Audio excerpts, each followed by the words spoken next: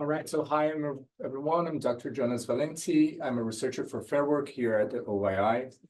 To everyone online and in the room, welcome to Ride or Die, making the long overdue case for food delivery gig work as highly skilled. We're delighted to have Dr. Adam Badger with us today. And Dr. Adam Badger, just one moment, will discuss a paper based upon 9 months of covert ethnographic research as a food delivery worker in London and 18 months of overt research with the trade union organizing gig workers across the UK. Dr. Adam Badger is a lecturer in economic geography at Newcastle University. Previously was a researcher here at OII with our Fair Work team. And Adam's research focused on deepening pluralistic conceptualizations of work that take into account the various intersectional experience people have in society. For your awareness, this event is being recorded and will be posted on our website following the event. The presentation will run about 30 to 40 minutes, and then we'll have a Q&A, so you can save your questions for the end. And for those that are following us online, you can add your questions to the Q&A part of the Zoom platform. So it's great to have you here, Adam. Yeah, thanks, so you can start. Stand up. Yeah, thanks, Simon. Thanks. Make sure this works. Yeah, thanks for coming. How are you all doing? All right? Yeah. Yeah, it's nice to be back. So I was part of Fair Work for a while, that kind of big blob of the OII that is, sorry. But yeah, so thanks for coming along. Basically, this talk comes from a point of frustration. Oftentimes we see that gig workers are characterized as low skilled, right? We see that through the whole stack. So government reports, academic work, how platforms talk about these workers, all sorts. So there was an alternative title, which was that skill is a totally vacant category of inter-job comparison, and we should just put it in the bin and never talk about it again because it's a bit stupid. But I thought that was a bit long and might ruffle some feathers. But yeah, so I guess part of the frustration comes from also conversations I have within academia, like you say gig economy in the mirror 3 times and you became a successful grant a few years ago. Now that's changing. And so I had a conversation, this was actually in a pub, and it could say anonymous professors. There was a few that said it, but that being a delivery rider is a low skill job. These are professors that have made their career studying gig work. Crucially, I think it's important to add they never had been a delivery rider themselves, right? They've never actually done the work. Oh, I've interviewed some workers. Cool, good for you. How does that actually, you can tell I'm angry. Yeah, there was an associate prof at the time who in that same pub, after I spent 10 minutes kind of giving a version of this talk, said that is 10 minutes of my life I can't get back. Thank you for wasting it. So I promised to not waste the next half an hour. I've thought about it since then. But yeah, hopefully this is kind of going to urge some people to think a little bit differently about how the work is done. I can tell you who's that anonymous professor is another time. So this is a quote that came from one of the workers that I spoke to. So that ethnography, I paired it with kind of interviews. So I was speaking to people as well. Gig economy work is massively pluralistic. So for me, as this kind of 6'5" white dude, my impression of the city is different to other people, right? And if this work is so rooted in urban space, then naturally my impression of the work is going to be different too. So I tried to speak to as many people as I could. It took me 100,000 words of PhD. Anyone that's in the PhD trenches at the minute, like solidarity, I know it's hard. But I think in 13 words, this participant said it much better than I could in those 100,000. They said that it's a shit job, but it's the best shit job I've ever had. And that kind of sums a lot of this up. There's a lot of value in this work as well. Yeah, so I have a little bit of an ethnographic vignette, if that's all right. I'm just going to read out, just to try and ease us into the kind of texture of this stuff. Oftentimes we see things like this, and I think that kind of flattens the experience of the work. And what I'm going to try and give you is just a bit of a mess to get us into it. There's quite a lot here. I'm not going to read all of it, don't worry. But yeah, so this is talking about a job. A lot of the work I did was in East London, particularly the EC postcode. So that's kind of the city of London, all the way through to Whitechapel, somewhere over here. So it's big lunchtime trade and also a big kind of office trade, also in the evenings. Those big companies that have kind of delivery or Uber Eats credit. If workers stay after 7, they can have a free meal, blah, blah, blah. So this is called Rosa's Tie to EC2Y. It's just the name of the job that I had. So it's 2:50 in the afternoon as I make my way back towards the centre of my zone. Turning the wheels of my push bike around from the last job, a regular haunt, the UBS office on Broadgate Circus, somewhere over here. On Sun Street, I know there are plenty of restaurants nestled in the small London streets that encircle Spitalfields and the Truman Brewery, serving delicious, just culturally exotic enough food that highly paid office workers seek out for their lunches al desco. Hopefully, too, it's smack bang in the middle of the zone map. So these companies kind of zone the city. And it's away from the grab and go locations like Nando's on Lime Street that become even more clogged than the city of London streets with pedestrians who are picking up their own lunches, making picking up and cycling excruciatingly low paid and slow affair. This is the tacit deployment of knowledge gained by slow and agonizing shifts, not capitalizing enough on the peak time orders on offer. Beep. It's like trying to capture the sound of the phone.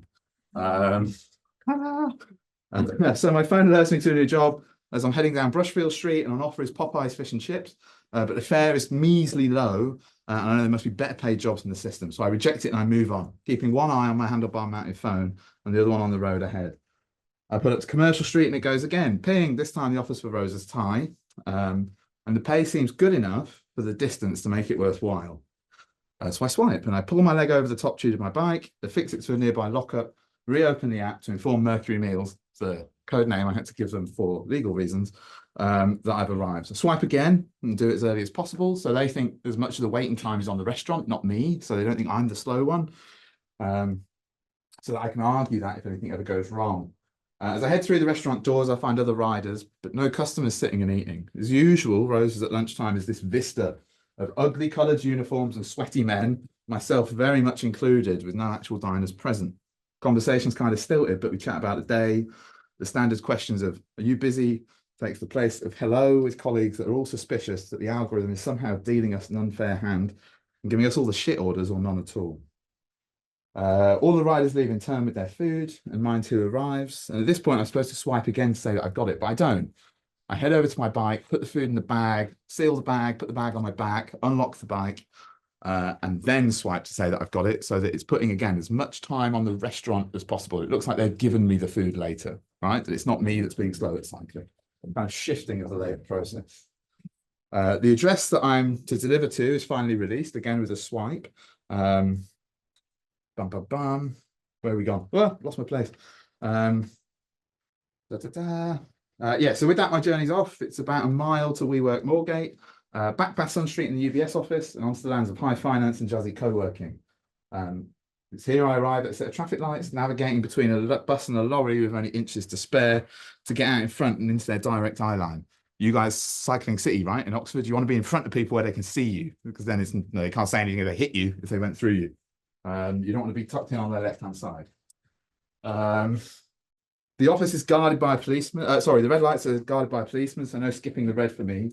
And another policeman, another courier pulls up alongside me with a trade union sticker on his bike frame. We haven't met before, but as the seconds tick away and we kind of know the light sequence, we know roughly how long we've got left. We discussed the kind of average to crap days that we've had, and the next upcoming branch meeting, as well as perceived progress of the court case that's moving against Deliveroo. Collectively, we imagine the kind of futures that wait in victory if they came, but of course they don't. That's the kind of punchline to all this shit. As Red gives way to Amber, I clip my right foot back into the pedal and head off straight as he pulls left. I know the location. I'm able to swipe again to say that I've arrived, pushing time this time onto the customer rather than onto myself, onto the restaurant. And I kind of bundle out the bag, make my way through, and dump it on the desk. Go through my normal routine. And yeah, and then immediately as soon as I finish, I swipe to say, and they've got another order, but like ready to accept. So it's running out of the office as quickly as socially acceptable. It's like that kind of running for a bus. You know what I mean? It's not really running. It's not really walking. And so I can get back on my bike and head off again. The time's 13:04, and the number of orders left in the shift will soon evaporate with the satiated diets of diners.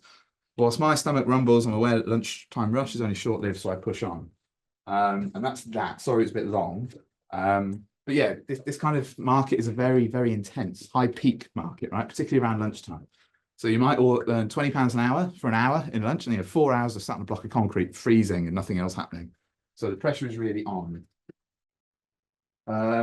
Yeah, so just to get a sense of who I am, what I did many years ago. I now have hair in places I didn't have hair before. I just decided to set out on this ethnography. And when you do that, you realize your hair is too long. So you shave it all off because it's quite a sweaty, gross job. You put a hat on because you're getting burnt all the time now that you have no hair on your scalp. And then you set off, right? So in this case, I was taking flowers. I actually crashed with this order on Oxford Street, which was really embarrassing because it wasn't even raining. I just slipped on a bit of oil. And everyone just like looked at me and like, oh, hi. Yeah, eventually scooped up all these flowers in a broken vase, took them over to the delivery place. I was like, I'm so sorry, I crashed. And they're like, oh, thanks, bye. They just like left me to it. So you don't get much sympathy as a delivery rider. Partly you're kind of, oh, there's a Mercury Meals rider. You're kind of dehumanized, right, throughout this job by a lot different stakeholders. This wasn't for deliveries. This was a different platform that I was working for at the time. For me, part of that dehumanization rests in skill. In terms of the kind of work with the union, I was an active organizer. So this is me pulling a big speaker in front of like a crowd of wonderfully angry people, which was good fun.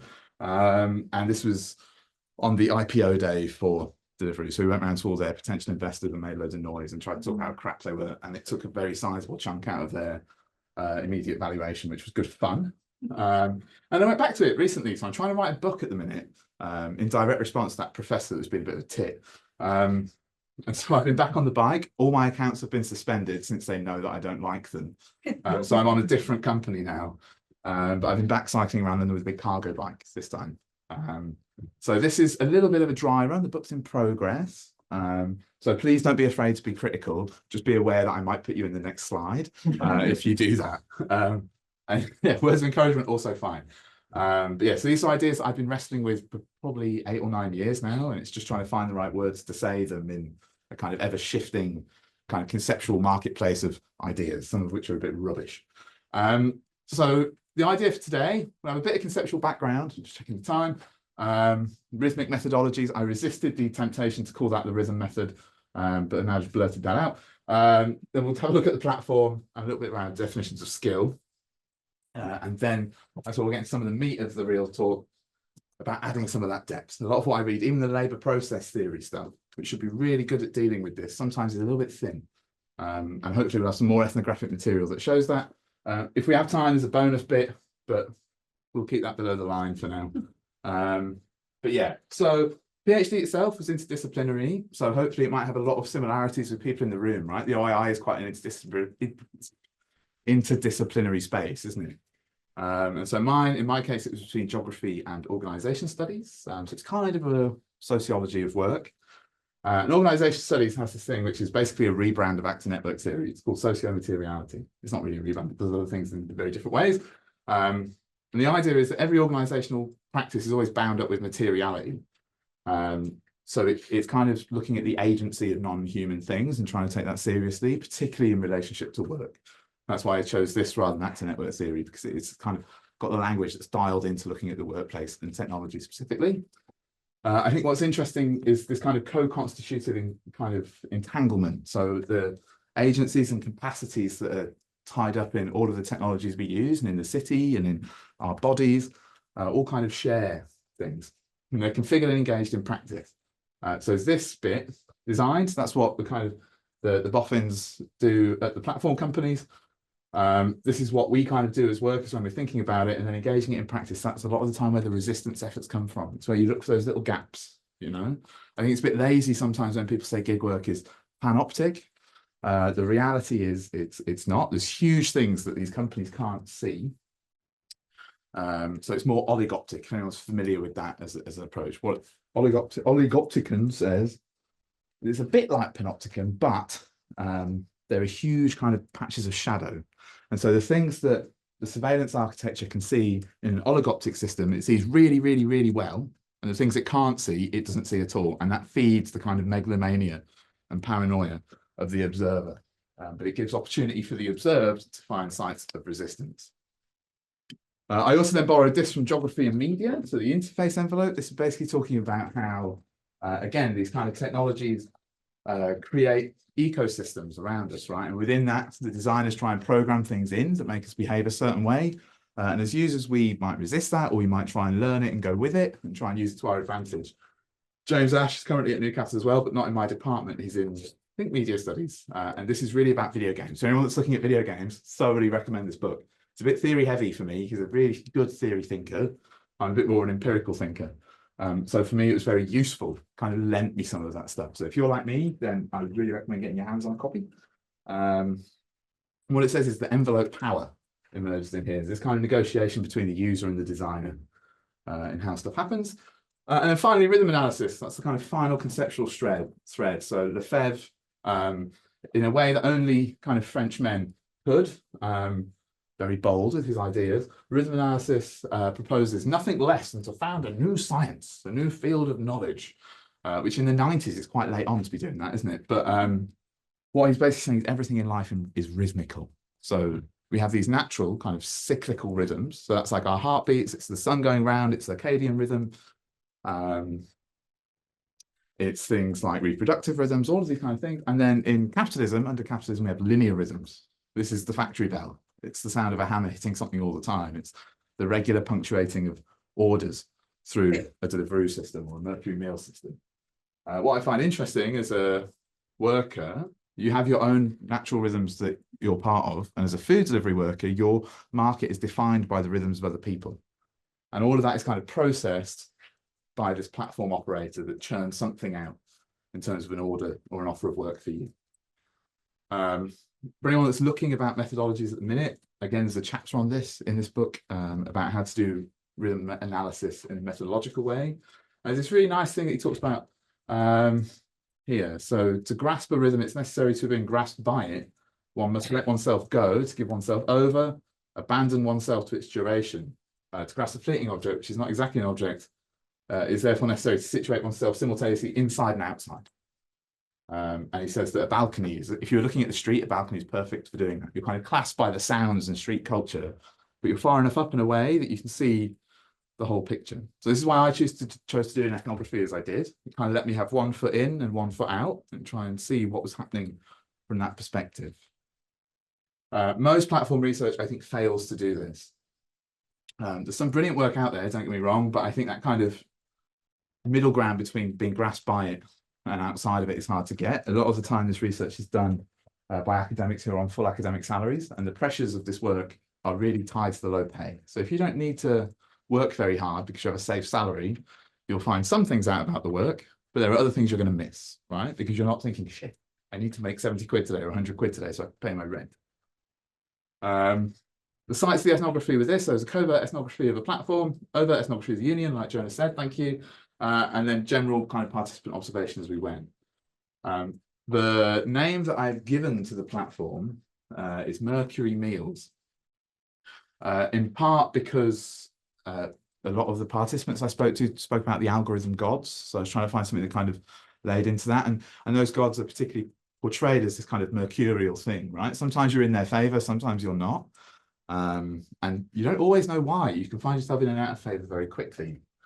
I'm a fan of GIFs, and I'm going to use GIFs of Danny DeVito to try and explain some of this. Basically, Mercury Meals, their algorithm, they anthropomorphize it, both in terms of internal communications and external communications to workers. The first one was called Louis, taxi driver, so it's based on Danny DeVito's character. He's basically like in a cab office. You know, he used to call for a cab and somebody would dispatch it over a radio and say, who's closed, who wants this? And this version of the algorithm would basically send the job to the person that was closest by crow flies distance, straight line distance. The next version, which is far more Machiavellian of their algorithm, was called Frank. Anyone seen Always Sunny in Philadelphia? Frank's an asshole, right? He's rubbish. Why would you name anything after him? He's dreadful. But essentially what it does is try and take into account all the data that they've been kind of harvesting, both from workers and from restaurants as well. So they now know if you order bacon double cheese from a certain restaurant, they know how long that takes to prepare on average. So instead of giving the order to the closest rider to the restaurant, they give it to somebody that is, say, 6 minutes away, if that's the prep time for that order. In theory, it should make everyone more efficient, but in practice, it doesn't always work very well.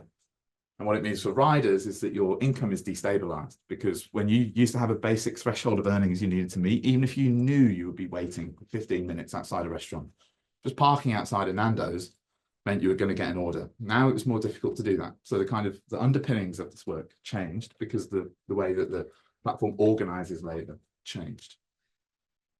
Sticking with the GIFs very briefly, the basic labor process of bike messaging is kind of like this. So the platform says, hey, do you want a job? And you say, yeah, all right then. And so you kind of hot foot it over to where the job pickup is, where you arrive, you pick up the job, put it in your bag, then you leave, you unlock your bike, you go over to the drop-off address where you arrive, drop off the package, and you kind of wait for it to all happen again, right? This is the basic labor process of any form of bike delivery. If you refuse the job, you're just kind of stuck in the Elmo waiting pattern of kind of waiting for more stuff to come in. That worried me when they froze. Okay, so let's have a quick think about skill. This is where we get onto the kind of meat and potatoes of the talk. I think skill can be useful in many ways, don't get me wrong. But my main concern is that oftentimes now skill is used as a way to describe social value and the value of people that are doing certain jobs. So this is intentional in terms of talking it through. So linguistically, these kind of dictionary definitions are all kind of the same. The ability to use one's knowledge effectively and readily, dexterity and coordination, and the learned power of doing something. I argue actually platform workers have all of this. They're really good at doing this kind of stuff. No, there's not really much about whether something is high skill or low skill, but there is this kind of skilllessness. In practice, and particularly in the UK under hostile environment, this is really important that skill relates to whether you can be here if you aren't born here, which is fucking crazy. So let's have a look at some of these things. This is from the government website. So in practice, for your skilled worker visa, notice the visa name even has skill in it, right? This is mobilized in a really powerful and, in my opinion, racist way. That's for you, Home Office, if you're on the no. So your job has to be eligible for the visa, and there's a long list of these jobs. Or there's a pay threshold. Again, skill is so often related to pay in the kind of jobs that we're looking at. So if a job is high skilled, it's often high paid. And if a job's high paid, we assume it's high skilled, right? And low pay, low skill. For the opposite. I mean, 38,700 a year, that's a lot of money. A nurse doesn't earn that, for example. I would argue that's a really high skilled job. You literally have people's lives in your hands. And all the emotional care of holding somebody's hand when they're about to die, right? And trying to communicate that. That's incredibly skilled, but not according to the government. Yeah, and this is based on something called the CASCOT, Occupation Coding Tool. This comes from the ILO, who are supposed to be, as critical work scholars, our friends, who I think have done us a bit of a dirty here, to be honest. This system, and so we've moved on to the ILO website now, it basically categorizes jobs in 9 levels of skill, and then underneath that we have like military, which it has as this kind of impossible to categorize, and a couple of other things. Curiously, a load of bureaucrats said that managers, directors, and senior officials are the most skilled people in our society, followed by professional occupations, whatever the hell that means. And then associate professional, they're juniors, right? Anyone a fan of The Office, like associate to assistant to the regional manager? This is Dwight Schrute. That's all it is. Sorry. When we look for where gig work, and there's no kind of gig work category, it's obviously a way of organizing work, but this kind of food delivery fits in number 9 at the bottom, elementary organizations. This is kind of the closest we're going to get. I mean, postal workers, again, it's a high skill, just crazy. But yeah, so they have all these different codes. We'll all find ways to fit in and out of those codes. If you go look at it, it's quite an interesting thing to see. It's interesting to see their definition of job, this kind of set of tasks and duties, but there's these 3 bullet points they have. I think bullet point 1, I'll read them out actually because it's a little bit small. So bullet point 1 is, so skill levels defined as a function of the complexity and range of tasks and duties to be performed in any occupation. It's measured operationally, whatever the hell that means, by considering one or more of the nature of the work performed in an occupation in relation to the characteristic tasks and duties defined for each of these skill levels. So the skill levels were, these were the skill levels, right? Just so we kind of pull this across. I think that's a bit vague at best, isn't it? I mean, skill level, professional, assistant professional, whatever the hell that means. The second bullet point, so the level of formal education defined in terms of the International Standard Classification of Education, another one of these kind of weird matrices, required for competent performance of the tasks and duties involved. It's not going to be a surprise to anyone that this is basically locating skill behind a kind of formalized training. Training is very often only available to those that already have privilege within our societies, right? So for me, these things are operationalized in a racialized and gendered way that is deeply problematic. And lo and behold, again, like we said, the bureaucrats that are writing it, it's easy to see that the people that wrote these see themselves at the top and don't see others there with them. Bullet point 3, I think, is where it gets a bit more interesting. So issues around informal on-the-job training. You might know that there's big arguments around kind of bogus self-employment in platform work. So what defines training and where you get to do it? I know Fair Work take a lot of a look at what training is available, right? And often it's scant. Previous experience related to the occupation, and how that all kind of goes through the job. I think this is, for us, the most interesting place at the minute. So yeah, the general kind of headline is that as we go down those numbers, the skills get less and less and less. And I even say it, right? Skill level 1, skill level 2, it's like a video game. It's wild. Again, here's another one for cyclists. I think there's some really interesting things in here. So cyclists, except racing cyclists, because they're obviously more skilled.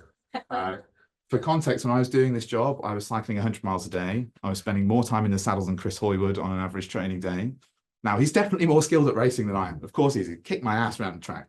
But I'm a more skilled delivery rider than he is. You know, we're both riding the same bikes. I got baked bikes. I can ride and brakeless. He only has to turn left. You know what I mean? No. So that is highly skilled, but athletes are somewhere higher up the chain, right? Even though a lot of the content of our job is the same. Yeah, so again, it's out of this kind of, the first number relates to where it sits, so number 9. I prefer, unlike anonymous professors 1 and 2, to take the side of these kinds of authors that look at skill, mainly these 3. So Studs Terkel, if you've not seen it, brilliant, wrote this book called Working. He just goes chats to people about their jobs and what they like and what they hate. Fantastic. But always manufacturing consent, probably the most academic of the 3 here. And that's looking at how we as workers kind of become enrolled in the consent process of doing the work, how we kind of self-discipline things. And then Nickel and Dime by Barbara Ehrenreich, who unfortunately died recently. This is fantastic. She was a journalist and basically went and did all these low-wage jobs in America and realized she's shit at them. Because why would you be good at them if you've been a journalist all your life? And what she does, unlike anonymous professors 1 or 2, is say, actually, instead of just throwing these away, we need to take a serious look at what that means. The skill of surviving this work is very, very high. And not only that, when you're on a low salary, all the kind of social reproduction skills that sit around that work, you know, making those bits of food go further, finding ways to clean your clothes that are quicker and cheaper. And finally, this is taken from the kind of early days of scientific management. So kind of Taylorism and the Gilbreths who are working on this. And you see these, I think they're stunning, light trace photographs. So long exposure photography where they get workers to do stuff and they had little lights attached to their hands and then try and find what the most efficient movements were. To my mind, platforms like Deliveroo are collecting data that essentially does this for the contemporary world. But even they, as people who are really looking to kind of situate power within management and withdraw it from the workers, understood that workers are skilled at their work, right? That's the basic crux of their argument. You extend it one position further. Oh, it's come back. How's that happened? We'll ignore that. That's fine. Oh, here we go. Clicker's fighting back. Okay, so let's have a look. Here's some more content. Yeah, all of the colors that I've kept here are because I'm legally not allowed to say which platform it is, but you might be able to guess. So this is a job. This is actually one from Popeyes, or Poppies. I don't really know how you say it, but the one that we had that I refused in the previous talk. And this is what you see as a worker on one of these platforms, right? So it's a very flat kind of, the map feels like it has these kind of edges to it, and you're like a loading bar that's kind of moving through a wiggly line across the screen as you do these jobs and pick them up. So, gosh, there's a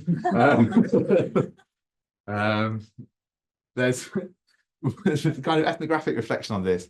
I had is a massive difference between knowing where you're going and knowing how to get there, right? So knowing that St. Paul's is kind of west of Spitalfields, okay, great, we all know that. The platform can tell us that, but actually navigating those spaces between buses and cars and stuff, that's really hard. So knowing how to get there is tricky. This is my attempt at kind of, yeah, I don't know what I was thinking, but I thought it might work. This idea that the urban is this kind of ever-changing tapestry of stuff, right? And actually as workers, we have to navigate that. And that's a really difficult thing to do. It's something that only comes with lots of exposure and time. This guy here, Kidder, he wrote about traditional bike couriers, you know, the kind of anarcho-punk looking dudes with like the the strap on their thing, no brakes, tattoos on their faces and their legs. They look really cool. I can only aspire to be one of those guys. But he talks about bike delivery work has been made up of macro and micro routings. So macro routings are like the maps that we just saw, the directions that you take, knowing where something is. Micro routings are really knowing how to get there in this kind of cauldron of complexity.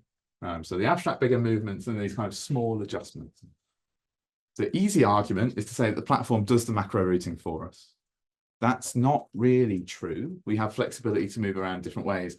And it doesn't take into account the job selection that happens as a rider. So you're constantly comparing which jobs you think are useful and useless. That's based on macro and micro routing decisions. You think, well, that's going to take me this way. That road's always a snarl up. I don't want to go through there. I'm going to cancel this job and move on to the next one. Right? So workers are doing both of these processes all the time. The literature fails to acknowledge that. Again, a bit of Desta too. Anyone that's had a kind of critical theory, social science background. So you know the bit where he's at the top of the World Trade Center and he's talking about how you can see places from above and from below, and you get these different perspectives. To me, macro routing is the way it's understood here, is that kind of from the top of the World Trade Center. Our bodies are no longer classed by the streets, and the everyday has a certain strangeness that doesn't surface, or whose surface is only its upper limit, outlining itself against the visible. I think a lot of the time work that doesn't do sustained ethnographic engagement can fall a bit guilty of this. It only sees the upper limit. Micro routing, however, is a bit more complicated. So this is headcam footage that I took. Anyone that's familiar with London, this is the city. And hopefully it just kind of signals a little bit of what's going on, a little bit, because it's a sensorial kind of thing. It's where to be barraged by it, like you are in the things in the streets, is also useful.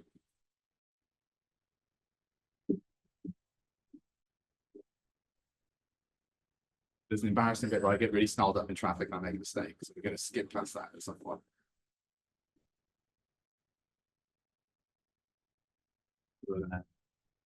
Yeah, I think it's also important to highlight that any one of these things on the road can kill me if I make a mistake, right? That's the kind of wager that's happening here if I do make an error. Because the pay is so low, you're forced to take risks all the time. It's almost like a statistics game. Those risks kind of build up as we move. So why is it all important? I'm going to breeze through this very quickly because I'm aware of time. So companies like Mercury Meals, their KPI, they talk about this in their pitch decks and what they say to investors, is 34 minutes from the point of ordering to the point of food delivery. 34 minutes is quite a long time. But for that job, they might only pay you £3.80, or since I've left the field, the pay has gone down even more. £2.80 is numbers that we're kind of seeing. So as a worker, you could probably walk the mile so that you need to do it in 34 minutes and you'd be fine, right? Like you get through. But you can't make a living if that's what you do. If you just satisfy the platform's KPIs, you're earning £5 an hour, £6 an hour. That's not going to pay your rent in London. It's not going to pay your rent in Oxford, right? It's not going to pay your lunch for the day.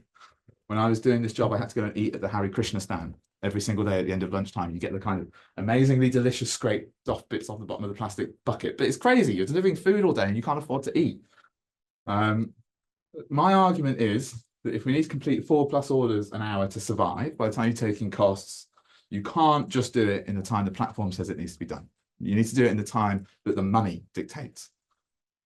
Put another way, conceptualization to skill in the platform economy, if you just do it by the platform's terms, you do not need to be kind of high skilled to work because anyone could do it.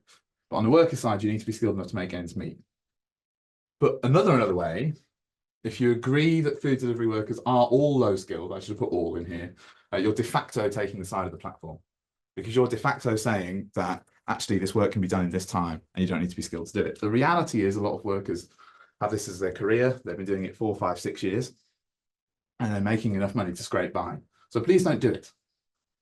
We can talk a bit more about it later, but just some of the areas of skill that come up. So things like bodily skill. This is again from an ethnographic field diary, but kind of from the end. So ultimately, despite the diet of saturated fats and cigarettes, my body felt the fittest it had ever been. The extreme conditioning and disproportionate growth of some parts of my body at the abandonment of my others became pronounced. So you kind of look like a cyclist, right? You're all kind of legs and no middle. It's a very strange thing to be going through. But your body adapts to this, right? So your body adapts to the nature of the work. Equally, there's the kind of mentality of it. So there is nothing worse. Honestly, your backside feels really bad after like 9 or 12 hours in the saddle, and you get back on and it's just like pain. It's horrible. So just dealing with that is also a challenge in itself. There's a mental skill, learning the city. So particularly in large, complicated cities like London, gridded cities like New York, for example, you know, you count your way through, but you still need to know where the good intersections are and how you can beat them. London's this kind of bowl of noodle soup, essentially, that is all tangled up roads. That's why tourists constantly find it hard, right? It's because none of it makes any sense. It's what makes it awesome, but also a bit difficult to navigate. So you have this kind of mental skill of learning the city. This is very akin to cab drivers, the knowledge. Do you know this one of how they have to know every street and landmark within 6 mile radius of Charing Cross? But focus down often into smaller areas because your zone is smaller. And also just say, so I'm going to try and map these onto other highly skilled jobs. Many highly skilled jobs aren't just mental, right? In many ways, a surgeon is a manual worker. They work with their hands, you know, so they have bodily memory that gets wrapped up in their muscles and in their minds. That's part of what constitutes them as high skilled workers. But when it comes to something like this, we don't think about it in that way. Similarly, markets. This is delivery of share price, which I find hilarious. But this is from an interview with a food delivery worker who said they spend all their time looking at price data, right? These dynamic pricing systems mean that workers have to understand the markets that they're interfacing, even though they don't know how those markets work. They have to reverse engineer that in order to work out what a good offer of work is and work out whether it's going to be feasible for them to make enough money in that hour. This, again, it comes with time. It comes with lots and lots of time and things about doing it. And finally, that the worker is positioned as a translator. So platforms ultimately want to understand urban space, and the way that they know how to do that is through data. As a worker, you're constantly pumping out data. Every swipe, every movement is always generative of data. And the platform wants to understand where the market is hottest for things at a certain time. They want to be able to predict demand. They want to be able to know where everything is happening and how they can position people accordingly. And how people can route most effectively. That data all comes from the skilled application of labour by workers. This data is rooted in skilled work, not unskilled work. And what platforms do is extract that data and then use that to roll things out across the whole fleet, right? It's not one. That's a bit jittery. A lot of what you're doing is blending the digital material world. Think back to that socio-materiality bit we were talking about. Again, a very flattering angle of my chin. But a lot of what you're doing is you're like looking down at the phone screen, looking up at the city, down, up, down, and you're kind of smushing these two worlds together in your conceptualization. It's quite a challenge. It's like driving constantly distracted. And all that while you're navigating stuff. There's also the idea of becoming skilled. I think ethnography is a useful way of thinking because it lets us consider how people learn to do the work that they do, because you have to start as a beginner. This is 2 ethnographic diary entries separated by about 6 months. So the first one, when you're in it, it feels like moving along a noodle in a bowl of ramen, only less well organized, you never certain where you're going. And when you get there, you find that's the wrong place. By the end, bit cocky if I'm honest, but pick a place anywhere east of Kensington Palace and north of the river, and I'll get there in a quarter of a mile without a map. I might need to check the specifics, but I can get really close without it. It's odd roads that show me the way. So everyone knows Oxford Street and the Strand, but I find myself using Gray's Inn, or Theobald's Road, or Clerkenwell Road, or the old street runners arteries through the city. So you learn these new ways of reading urban space as well, right? This kind of, if this job was low or no skilled, this one would be there. There wouldn't have been any change, right? The change is skill. This is one I get often. Adam, what about the brain surgeons and the lawyers and the academics? I'm not saying they're not low skilled. That's not the point. I think what really I'm arguing at is that skill is currently used as a way of understanding the floor and the ceiling of where somebody fits within a job. These guys are fantastic workers. They are incredibly skilled, but they have to do a lot of training to get there, right? So it means you only qualify out after a long process. I could be a really lowly skilled brain surgeon. It wouldn't be good for anybody, right? So what I'm trying to say is that skill, instead of working horizontally across organizations, needs to work vertically through tasks, through jobs. So you could be a high or a low skilled brain surgeon. You could be a high or a low skilled bin man. You could be a high or a low skilled delivery rider. And currently, I don't think that's operationalized that way in society. And there's also this idea about replaceability. So, oh, well, they're very replaceable, so they must be low skilled. It's nowhere in the definitions, but it's something people always talk about. to those people, I say, well, what about kind of trades where actually we've got quite a lot of people that are ready to be barristers or lawyers. We've got quite a lot of people that are ready to be artists. So they low skilled, even though there's many of them? No. Or in places where we have high numbers of people in traditionally high skilled jobs. Think of Cuba and doctors. Are doctors less skilled in Cuba because there's loads of them and they're replaceable? No, of course they're not. They're highly skilled, right? So replaceability is an argument for skill is nonsense, absolute nonsense, but it's held across as an argument in many ways. So yeah, this is the kind of the vertical thing that I try to talk about. We need to think about it within occupations, not across them. And I think by doing that, it's the only way we can start to liberate notions of skill away from the racialized and gendered ideas that are wrapped up in skill as this kind of barrier to entry into a job, if that makes sense. So this is my provocation to Anonymous Professor 1. I will end at this. If they were working for Deliveroo, are they a higher skilled Deliveroo worker than a normal Deliveroo worker by virtue of the fact that they're a professor? I say no. And that's my argument, is that we need to look at these things separately. I get the feeling they might say yes, and that's what I'm going to ask them next time. But I'll leave it there. Just with a very note as well, AI is obviously changing a lot of these things. It looks like manual jobs are going to be the last ones that are left, right? So what happens when technology is actively de-skilling to otherwise highly skilled? But I'll leave it there because I don't want to take up too much of your time, and it'd be nice to have some conversation. Thank you, Adam. So while we wait for some questions, I will start with one, and it's basically like asking you to elaborate a little bit on this last argument. So this proposal of looking at this high and low skill within each occupation, what are the repercussions theoretically and practically? So what are you calling, so how would you define skill when you look at skill like that?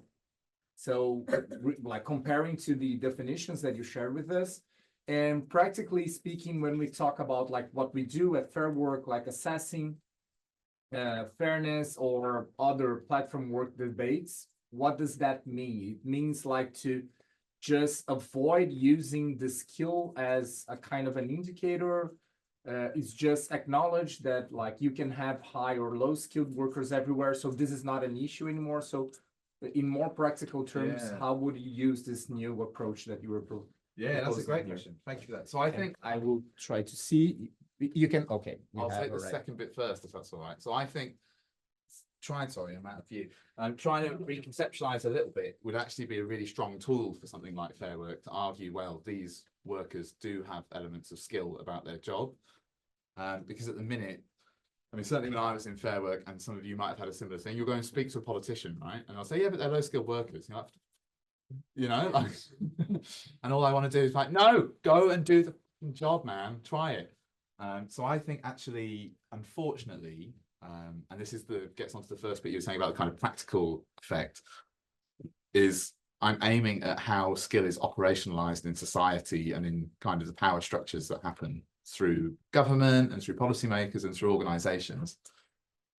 Because all we can do at the minute is try where we can to destabilize that understanding and disrupt that understanding that these workers are low skilled and therefore are low valued. By saying that they might have the capacity to be highly skilled, I think that hopefully will start opening people's minds to the idea they could be highly valued, right? And then all we've got left to fight is the racism and kind of sexism in society that causes some of these divisions anyway. So it's trying to just invert that a little bit, just to kind of rock the boat and problematize people into thinking about it. Conceptually, I'm still trying to kind of fish around with that a little bit. There basically is a bit of a gulf in the conceptual literature on it. Some people are like, these jobs are really high skilled and there's loads of stuff to say about it that's great. And other people just kind of throw it away or tacitly accept that it's a low skilled job. These studies of low skilled work. And so it's trying to find an angle that can, within the tight confines of 10,000 words for a journal article, kind of summarize bits of the things that I'm trying to be critical of and supplement in things there. And it treads across disciplinary boundaries. So organization scholars will call things high or low skill because they like kind of categorizing stuff often, right? And social scientists do it too. So I'm still kind of doing a bit of the learning of how to speak across disciplines that are used to certain ideas around skill and work. But I chose skill intentionally because it seems like a bit of a native category. That's the kind of old methodological phrase of just saying words that people use anyway, right? So we all have preconceived ideas about it, and that title is using that because you're supposed to go, ugh, or, oh, cool. And so we bring a bit of ourselves to that, and it's just trying to hopefully wade in on those debates at kind of human level, I suppose. Thank you. Does that make sense? So first here, oh, so first, second, and third. Thank you very much. It's a very inspiring speech. So, and I related quite to my personal research experience because 3 years ago, I worked as a research assistant at Chinese Academy of Social Science. Yeah. On a project on delivery riders, exactly the same people that you are working on. Yeah. So it is really very interesting. So my question is I believe you have talked to some other of your colleagues. How do they perceive their skills and their careers? Because you mentioned that many of them have worked for 5 or 6 years for a very long time, part of their career. Yeah. So I wonder, do they have a sense of belonging to their career, or do they just view this as a kind of transitional occupation? Do they view themselves as employees of Deliveroo or whatever? And yeah, because for comparison, I think my previous research project was more involved as labor rights and like urban suburb migrations stuff. So I wonder your And is that with Meituan? Is that like Meituan workers as well that you spoke to? Yeah. I think Meituan is even more skilled, right? Because they can take like more than one job at once, can't they? They can take like 6 or 7. Blows my mind. It's amazing, amazing the knowledge they have. It's a great question. I think very briefly, there's a mix. So some people believe those stories about themselves, that they're low skilled workers, and that's kind of sad to see because it doesn't do good things for your own identity, right? There's a lot of mental health problems in this worker community, and I think some of it is related to that. There are some that do think of themselves as high skilled and think that they're misunderstood as workers. I think what's interesting is they're often the ones that are most active in organising resistance. So that's part of the talk that isn't in here today, is that actually when workers can see themselves that their work is high skilled, they see themselves having more agency, and with that agency are better equipped to fight against the platforms for sustainable change. So there's a definite split in the workforce. And oftentimes the people that don't think of themselves as skilled think it's a transitory job, even though they might have been there for 4 years, they still think it's a for now job, which it might well be, you know. But I think what's particularly interesting is a lot of the workers that I speak to that are heavily involved in resistance campaigns view their own work as skilled. And I think that's the biggest important shift for the workforce themselves, to see themselves as people with agency and as knowing and intelligent and wise people in this society that we're working. Do you know what I mean? Yeah, does that answer that, hopefully? Yeah, thank you. Thank you very much. Hi, thank you so much for this talk. It was fascinating.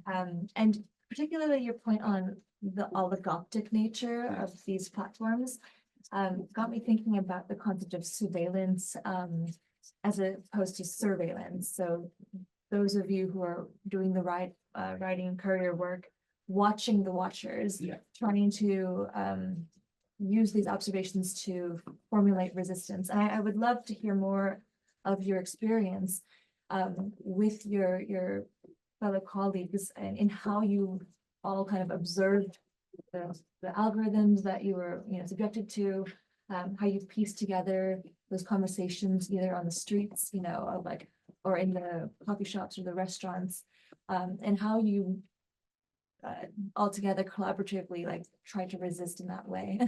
Yeah, it's fine. I'm taking it back to a slide that's going to base around this answer. That's a great question. So there's basically a marked shift that happens between this kind of Louis simple version of the algorithm and the Frank complicated version of the algorithm. Under Louis, these companies used to have zone centers. So when you finish the job, you'd have to, if you were empty, cycle back to a point that was strategically close to loads of restaurants, and you'd wait there. So as a union organizer, they're like gold because everyone's there, they're not working, because they're self-employed, it means they're not earning, so it means they're pissed, and you can start to talk about what's going on, right? So it became a real hotbed of how to organize. With Frank, the whole resistance strategies had to change, and so now, because workers are so atomized, basically you learn the markets and where's popular. So not on this platform, but a different platform, where McDonald's was a big client, for example. Basically, if you work a shift, you're going to get a McDonald's job. And part of the difficulty of organising in this space is just getting face time with workers and other like colleagues, basically. So instead of trying to chase people around the city and take key intersections and stuff like that, you just wait outside of McDonald's. So people kind of learned how the algorithmic systems worked by watching them. They tried to infer how the market was working through the algorithmic system. And then once they've learned that, would then try and develop resistant strategies that would try and kind of operationalize the platform logic in a way that is helpful. Do you see what I mean? So it's a kind of, it only comes from that knowledge. If you would have started out as a worker on day one and went, right, I'm going to organize a strike, you'd be kind of wandering around and you wouldn't be able to find anyone and it would be a disaster. But workers use what they see and reinterpret. Where it becomes tricky is that we have big shifts like this and they announced it. So you know that's coming and you know you have to restructure what you're doing and have to have a big think. So a company like Deliveroo in the early doors, the first strike there was 2016. It was an all-out strike, very traditional in form. Everyone was outside the big head office shouting. It was a 7-day-long strike. A few years later, as the technology changes, now the strikes have to be very quick. They're like flying pickets, or they're kind of 2 hours outside restaurants, 2 hours outside here, because that's the way that's most effective.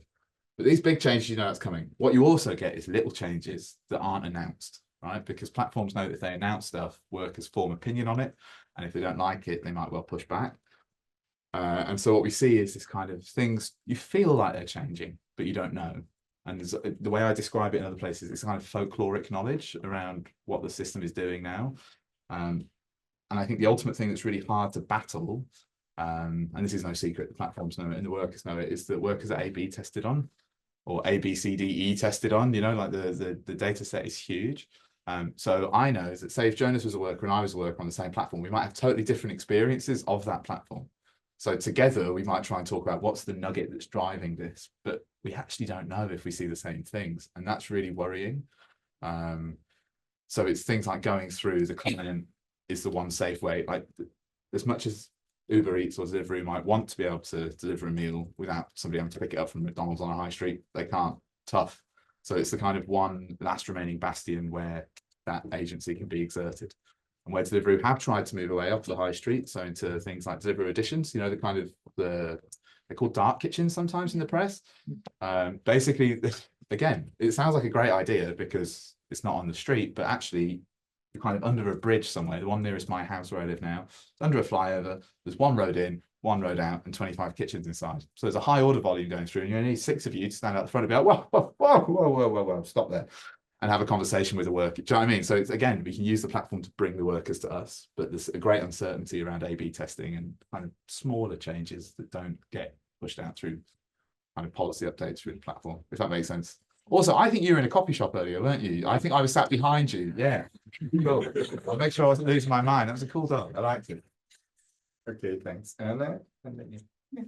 Thank you, Adam, for Thanks, the talk. I think that's the first time I saw you like presenting your research. Yeah. So yeah, I really enjoy it, and I really enjoy this analysis of like how workers are doing like counter algorithmic stuff, right? Like that's super interesting how they are inferring like how the algorithm might work. So I have 3 questions, so I'm gonna go like fast because I have a lot of time. The first one is about actor network analysis and ethnographic fieldwork. So I really enjoyed how you embedded yourself into like your fieldwork. I think that's very important when you want to better understand things from the ground, right? So how you challenge that? Because in my own research, people like a lot of social scientists ask me about like why I don't engage with actor network analysis, like because I don't really like this method. Yeah, I don't know. Second question is that I know that you focus on the UK, but what about like AI art? What about like the new technology legal framework? I'm gonna regulate that. If you can, talk a bit about that. And then final question is like, do you think that you're challenging the epistemology of labor with this new analysis of how we understand like skilled workers? Awesome, thank you. I'm just jotting down some notes in 2 seconds. Yeah, so I'll take the second one first.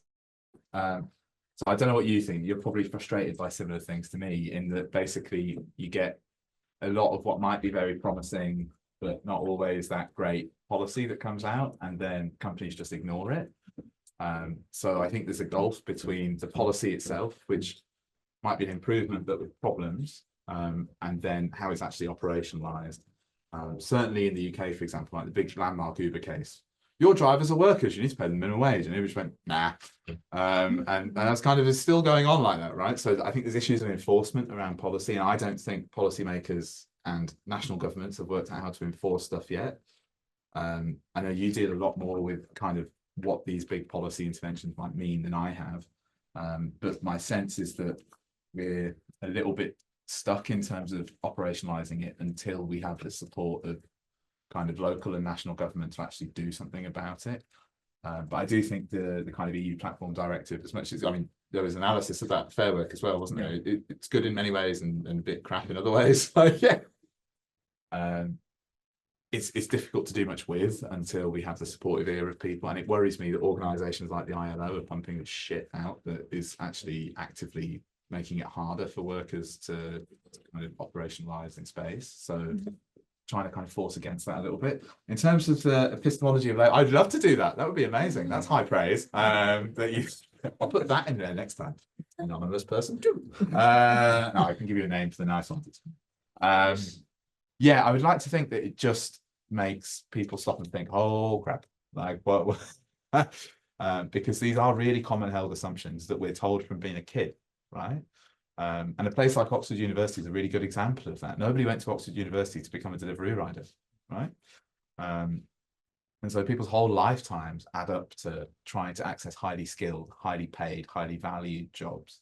And the hope is just to disrupt that a little bit. And I think with the change of technology, more so than the change of policy even, there's basically, for anyone that likes to read the Telegraph, which nobody does, but it's kind of a self-inflicted pain, I find it hilarious. It's basically all these kind of paralegals and bank fund managers going, oh crap, we're gonna like our job's quite easy to do like that, isn't it? It's just, oh shit, but being a builder is quite hard. And so actually the kind of shifting nature and the shifting terrain of what technology is good at is there. I think there's that lovely quote, isn't there, of you know, I want AI to do my dishes and to do my cooking so I can make art. And actually at the minute AI is making art and not doing cooking and dishes. And really that's where a lot of that high skilled work is going to be left. The worry for me is how do we fight for a world that it might be 30 years, 40 years, 50 years time, where all the people that have no option but to work in these manual, often low kind of pay, degrading jobs actually can cohere into having a position. Do you see what I mean? It's so there's part of it which is coming from this, but I think the platform economy is a petri dish really for a lot of the rest of the economy that's coming. And what was the first one? Sorry, I've lost it. Actor network stuff. We can talk about it more afterwards, but very briefly, I just say, well, if you want to do it, you do it. That's my like. This is what I found as the most appropriate way to look at stuff. It's not that actor network isn't going to be valuable, but I think as researchers we can only look at the world through the way that we find it makes sense to us and the way it clarifies to us. So I would never argue this is the only way to look at stuff by ethnography, but I would argue that in this big pluralistic thing, actually, the more people doing more different things and approaches as possible, the better. So no offense, but I'm not going to be doing it that way, but I'll do it this way. And I hope that when somebody else does it that way, we can have a really interesting conversation around what happens. Does that make sense as a kind of... Very British answer. Okay, so we have 5 questions, 6 now. So we'll do 2 rounds of 3 questions, right? So you first, please. I'll be really quick. Thank you so much again. This sort of relates to the epistemology question, but more on like a big picture level. I'm wondering what you sort of see the impact of viewing this sort of gig work as like highly skilled will be. Is it mainly just for professors like Professor One to sort of change the academic lens around engaging with this? Is it more for like the government to change like different categorizations? And do you think that there's a danger of if in viewing this as like highly skilled as opposed to low skilled, legitimizing sort of poor conditions for low skilled labor if we sort of see certain types of this labor as high skilled as opposed to low skilled? I don't know if I'm articulating that well, but I think that sometimes if we view this as like a spectrum and saying that certain types of this work are high skilled and should be viewed as high skilled, the people who are viewed as low skilled legitimizes poor conditions within the work and poor pay. Thanks. So first one. Second one from our online participants. I wonder if, Zihao says, I wonder if couriers share their various skills they learn to each other. And does this generate a sense of solidarity? And if so, do things around skills contribute to shaping a working class? So this is the second question. The third question here, please. Should I ask it now? Just give him. Yeah, I'm there. Sorry. Thank you. I'm just wondering, in terms of the platform strategy, do they have any strategies to retain the skills workers that you defined, so that they don't lose out to the competitors? And if so, why do you think they haven't been effective? Okay, yeah, brilliant. They're all great. I'm going to go in reverse order if that's all right. So very briefly, a lot of highly skilled workers, or not highly skilled, like people that have been in this industry for a long time, do work across multiple platforms at once. And the platforms are in this kind of wager. If they enforce that you can only work for one platform, they basically are going to have to employ you because of the level of control. So for them, it's worth having the freedom to do stuff for other companies as part of this kind of portfolio of wages and of conditions and all these kind of things. Interestingly, Deliveroo's IPO documentation is part of, if you write an IPO, so that's when you go public as a company and you're trying to get people to invest, they have listed as one of the main risks that all of their workforce could leave and join other platforms with very low friction. All the restaurants could leave and all of the customers could leave. And at the end of that, they say, if this happened, it would make us look at changing the work conditions. So I think this is a massive vulnerability that people don't always be in a good position to exploit. But with like this change, for example, it used to be that conditions were slightly better, pay was slightly better. You could just work for one platform. So your big all-out strike at Deliveroo would just be against them. Now, conditions are so crap, you have to work for so many places that strikes can be focused against one company while you maintain working for other companies because your pay is so low, you cannot afford to go on strike for even an afternoon. So you might say, I'm striking against Deliveroo, but you'll keep doing Just Eat and Uber Eats orders around it so that you can at least keep the roof over your head, because it's grassroots unions that are doing a lot of the good work, and like strike funds need to be huge to deal with this. And sadly, it's not always in place.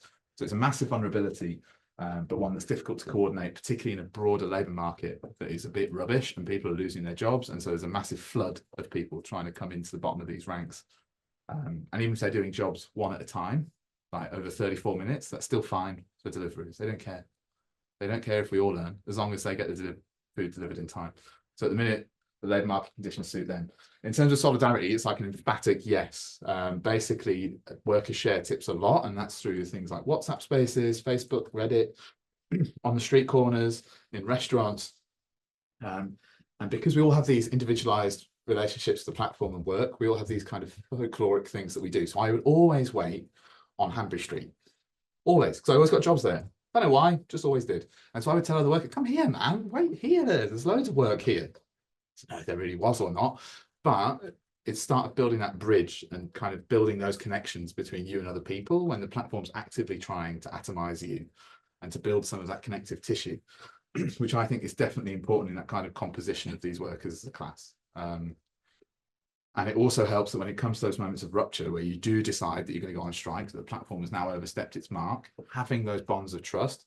I shared something with you, you shared something with me, we shared it with each other, are vital in convincing those people that might be on the fence about going out to no, actually turn your app off. And I think what's really interesting is this happens most through diaspora communities. So in London, the Brazilians are like leading the charge of worker resistance. They already have the WhatsApp groups in place because it's like the community WhatsApp groups anyway. A lot of them are riders. And so when something comes up, all of that kind of social network is already there. So it can be easily turned on. And particularly interesting with Deliveroo, that first strike in 2016 came 2 months or 3 months after a load of deportations at Byron Burger. Byron Burger were a big client of Deliveroo's at the time, and they had irregularized, you know, what the Daily Mail is going to call illegal migrants working in their kitchens. And they basically collaborated with the UK border agency to have many of these workers deported. Deliveroo also did something similar in the months running up. And a lot of the workers, particularly the Brazilians, said, we're not having this. So they organized a boycott of just Byron. So as soon as you got a Byron order come through, you'd either delete the job or you take the food and put it in the bin. 3 months later, those networks, when Deliveroo tried to change their payment structure, they'd been quiet, these WhatsApp groups, for weeks, and they all lit up. right? Deliveroo have changed their payment structure. We're going on strike. See you outside the office in 3 hours' time. Bam, and hundreds of people turned up. So as much as there's an argument that we see circulate in the press, and sometimes in academic works that migrants are destabilizing wages, do not have the conditions to strike, do not have the conditions to form a coherent class. It's nonsense in this case, at least, right? Without the migrant struggle that was happening in London at the time, there would be no resistance in the gig economy. And part of the sharing tips around work are also sharing tips around evading the state architecture, evading hostile environment, and making a survivable life in the UK. So definitely create solidarity. And then on the one about the kind of epistemology and the impact, yeah, my dream would be that it like totally flips the table on what we're thinking about work. That would be great, but I'm not that naive. I would like to think that people would do that, but I'm still trying to fight that campaign. Really, what I see this as forming part of a broader suite of changes and arguments around what work is, what it should be doing, and what we should be doing as part of that as people in society. So I would see this kind of re-looking at work as coming alongside discussions around UBI, or coming alongside discussions about 4-day working week, no loss in pay. It doesn't exist in isolation to those. It's just, this is where the bit of my expertise is that I can talk to those with any kind of inkling of any sense of authority comes from. So it's the angle that I choose to take. And then in terms of that second bit about the high and low skilled, I guess what I'm trying to argue here is that jobs can't be defined by their skill. We can define within. It's like a continuum that goes up and down, but it's not that being a bin man is more or less skilled than being a delivery worker. Being a high skilled delivery worker versus a low skilled, perhaps somebody that's new and hasn't got used to it yet, or high skilled bin man, low skilled bin man. And by doing that, we also have to put more emphasis on the platforms to be responsible for training their staff, providing loads of opportunities, because the platforms will say in their public kind of announcements, we give our staff loads of opportunities and chances to develop. It's nonsense, they don't. But if we recognise the capacity of this work to become skilled with time and experience, then we can also recognise the importance of training and the importance of scaffolding in support. And I think that would be good for workers in general. But yeah. Okay, so Angela, Nikki, and yours, and you, since you already asked, or like a 4-question round. Yeah, great. I can ask my question later. It's all right. Really? Nah, get it out. Come on, we'll do it. Angela. So thinking through what, so thank you for the talk, and thinking through what you were saying, it strikes me that skill is code for desirable, how desirable a job is. And which brings the question that if Deliveroo and other courier services actually gave proper working conditions and became desirable, would they then be considered high skilled? So that's one part of the question. And the second question is, or do you think that because these jobs are inherently alienated, you're working by yourself in really tough working conditions that very little can be done to like improve things, you can't have a non-alienated experience of this work? Awesome. Yeah.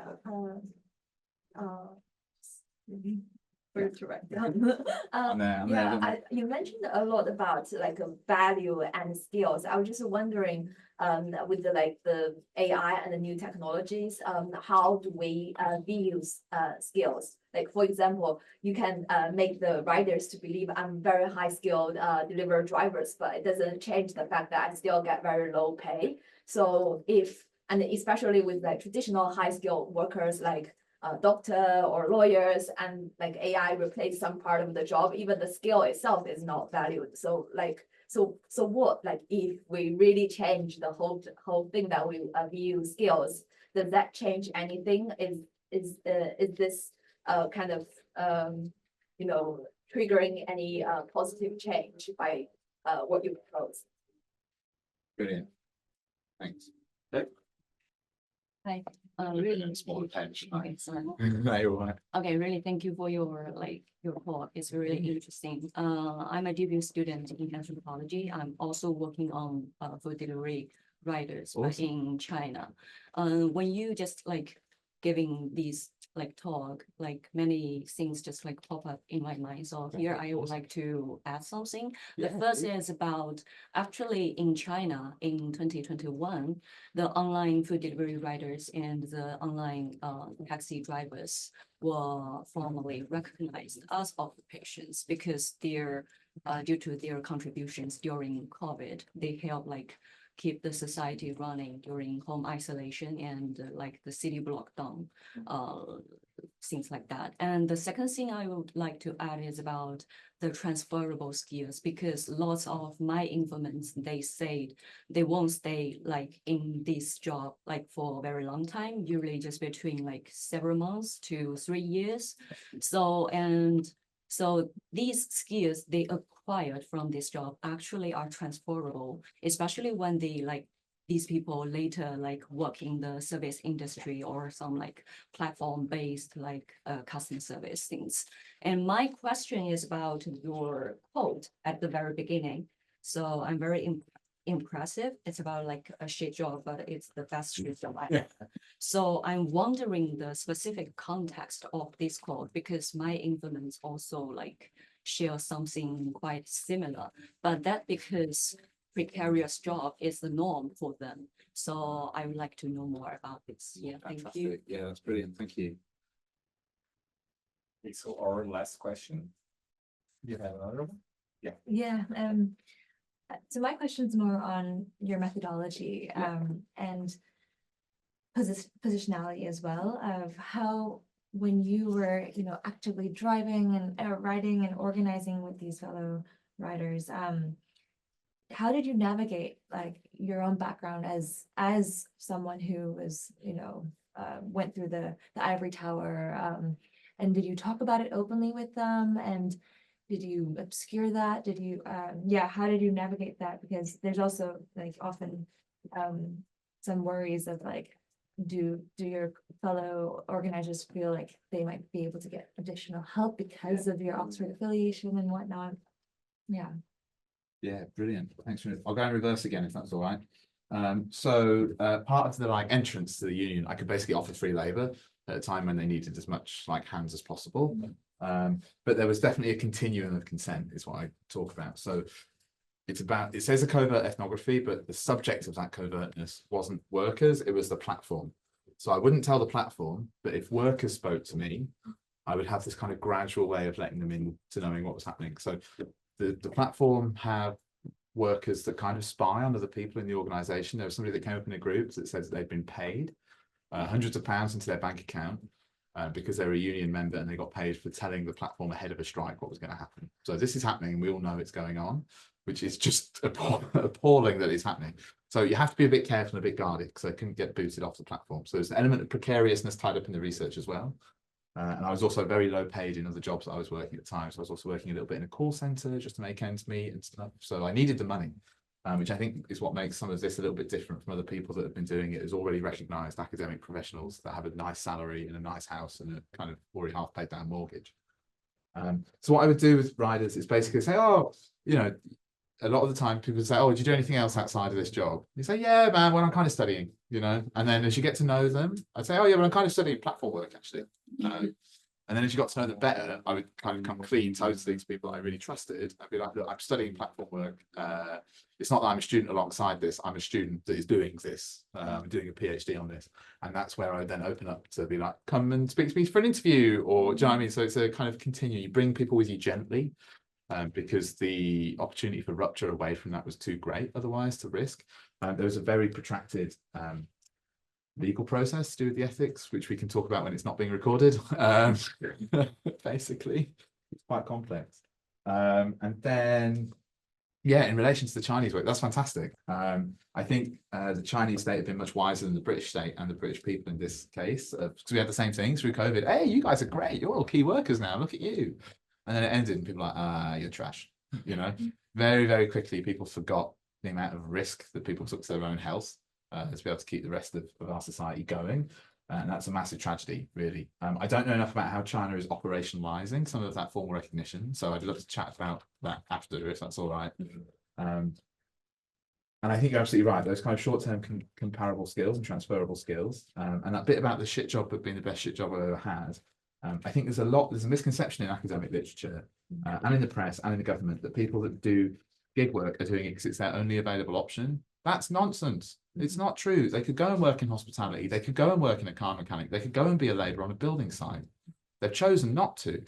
There's something about this work that actually suits what they're doing better than the other terrible alternatives that are available in the labour market. And that might be caring responsibilities. They might have a chronic illness that means they have fatigue some days, so they can't work, whatever it is. But I think you're right. It's really good that you spotted like the agency of what workers have. I mean, certainly like the British press reading of the Chinese labour market, a lot of what we hear on the one side is boom, and on the other side is like Foxconn workers kind of really taking horrible kind of suicide actions out of factories and stuff like that, which is dreadful. And the fact is that these workers for like Meituan or DD and things like that, they've taken an active choice away from that, right? Because that's probably the other alternative rural urban migration job that people might be doing. So I think it talks to some of the things that might be decent about gig work, which is often left out. I think as workers, they can try and fight for that, and an idea of skill gives them some of the agency to do it. Does that make sense in terms of, Yes, in terms of that? thank you. And then I've lost my notes. AI and new technology, right? That was the other one. If workers see themselves as skilled, what does that do for other people? I think there's a really, so I'm going to draw an example from another job, if that's all right. So think about train drivers in the UK. They're paid really quite well. I would say paid properly. And basically they understand their work as skilled. And so that is the nugget through which they can kind of form a cohesive group that then fight for things that improve their conditions. I don't think that would be impossible for delivery riders either, or Uber Eats drivers or whatever. I think that the kind of recognition of themselves as highly skilled is part of that process. What I would say is that for me, the skill of being an academic is very different to the skill of being a food delivery worker, but none is less or more. If I could be paid my salary now to do that job, I wouldn't be sat here. I'd be out on the street. Do you know what I mean? So there's things about these jobs that are like enjoyable. And there's a long tradition of couriers before platform work. So traditional couriers, those kind of punk anarcho dudes, often dudes. Some of them have got like PhDs. They chose to not do the rat race, right? That was like, I can't be constrained in an office all day, man. I need to be out all day with the city, feeling the pulse of the city and it changed, and kind of riding that wave of life. And so up until the platform economy, actually doing this job was an active choice. And yeah, just very briefly as well on what we were talking about with the kind of the decision making around jobs and moving on. A lot of people, if you think about push factors into this work, again, they're kind of gendered and racialized. So all of the women that I spoke to, either on the street or in formal interviews, said that part of their reason for coming into platform work was sexual harassment at other jobs. So like working in bars or coffee shops and basically having gross men feeding them up and trying to chat them up all the time. It's like, I had enough of it. And so actually it comes a little bit to what you were talking to. For them, the working alone was actually an advantage because they weren't constantly surrounded by people that would be harassing them and making them feel crap and subjecting them to stuff that they should never have to deal with in everyday life, let alone at work. You know what I mean? But yeah, so skills that are desirable to society being the most valued, you're absolutely right. And I think there's this idea about what is desirable and what isn't. Actually, just looking to read my writing again. I wrote inherently something, but I don't know what I wrote. Yeah, so I think these are things that are, traditionally it definitely follows that kind of route. I would be interested in if I was to write a piece of like speculative fiction, there would be one where jobs aren't classified by their skill and what they're worth and how much you earn and how much security they give you. And I'd be interested to see what people do. I don't think there'd be many accountants. Do you know what I mean? Like a lot of people, friends and family that I know, I grew up in a really kind of working class part of Birmingham. It wasn't exactly the kind of smoothest of rides. Makes me a bit different sometimes. Some of the people that you get in academia makes me the same to others.